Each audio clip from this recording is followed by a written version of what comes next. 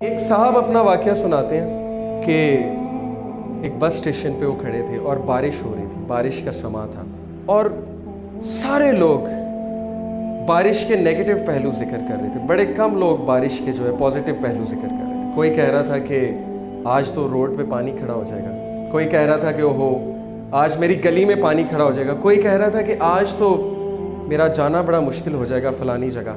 اور وہ کہہ رہا تھا کہ سب کے ہاتھ اس طرح تھے، سب کی فائلز اوپر تھیں، سب کے بیگز اوپر تھے، بارش سے اپنے آپ کو بچا رہے تھے۔ ایک صاحب تو جیب سے نوٹ نکال کر جو ہے نا ان نوٹ کو سکھا رہے تھے، ان کو یہ فکر لگی ہوئی تھی کہ نوٹ جو ہے بھیگ گئے۔ کہتا ہے کہ میں یہ سب دیکھ رہا تھا اور میں نے بھی اپنے اوپر فائل رکھی ہوئی تھی کہ میری گلاسز میں جو ہے وہ ڈراپس آف رین نہ جائیں۔ تو اچانک میری نظر پڑی، دور سے ایک 5-6 سال کی بچی چلی آ رہی ہے۔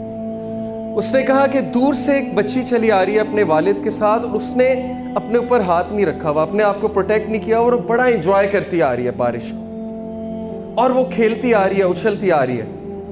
جب بس سٹاپ پہ وہ پہنچی تو میں نے دیکھا کہ سب کے ہاتھ اس طرح تھے، لیکن اس بچی کے ہاتھ اس طرح تھے۔ وہ بچی بارش کے آگے اپنے ہاتھ اس طرح کر کے کھڑی تھی، اور بارش کے قطرے اس کے ہاتھ پہ گر رہے تھے، اور بچی ان قطروں کو پی رہی تھی۔ اس نے کہا کہ اس چھوٹی سی بچی نے مجھے زندگی کا سارا فلسفہ سمجھا دیا۔ اس نے کہا یہی ہوتا ہے، بارش اسی انٹینسٹی کے ساتھ، اسی کوالٹی کے ساتھ سب پہ گر رہی ہے، لیکن کوئی اس سے بچ رہا ہے اور کوئی اسے انجوائے کر رہا ہے، اور وہ بچی اسے پی بھی رہی ہے۔ اسی طرح اللہ کی رحمت سب پہ اسی طرح برستی ہے، اسی کوالٹی کے ساتھ برستی ہے، لیکن کسی کے ہاتھ یوں ہوتے ہیں اور کسی کے ہاتھ یوں ہوتے ہیں۔ The choice is yours۔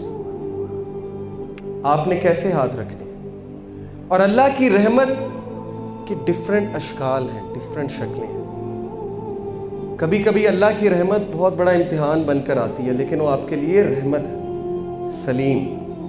کبھی وہ سلیم بن کے آتی ہے۔ اب آپ سوچ لیں، آپ نے ہاتھ ایسے رکھنے ہیں کہ آپ نے ہاتھ ایسے رکھنے ہیں۔